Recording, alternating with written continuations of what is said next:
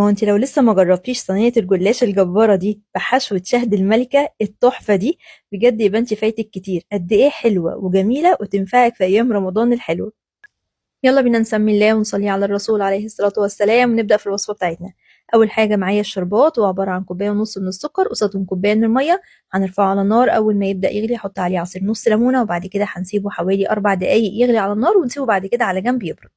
كان معايا هنا لفة من الجلاش حوالي 500 جرام يعني نص كيلو. وجبت كمان الصينية اللي أنا هشتغل فيها، كانت مقاس 30 في 30. بدأت إن أنا أدهنها بالسمنة الأول كده، وبعد كده مسكت بقى ورقة ورقة من الجلاش أحطها في الصينية حوالي كده إيه أقول لكم 3/4 في الصينية، والربع اللي فاضل بحطه بره الصينية. وهقول لكم ليه دلوقتي أنا بعمل كده. عملت فوق وتحت بالطريقة دي، وهعمل كمان شمال ويمين بنفس الطريقة، يعني كل الجناب بعملها بنفس الطريقة دي. باخد نص لفة الجلاش بعملها كده.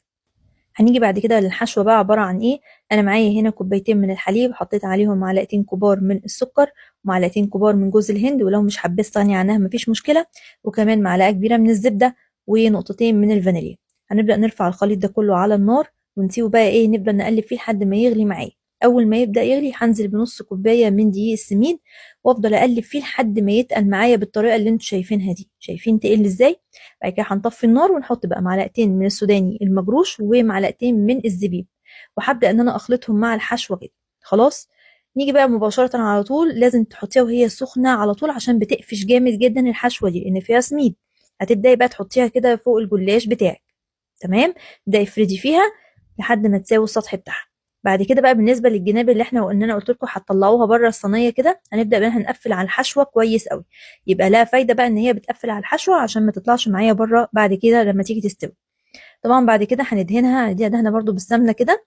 ونيجي بقى للنص التاني من الجلاش، هنبدأ ان احنا نحطه برضو كطبقات من اللي عملناه تحت، هنعمله برضو فوق بنفس الطريقة.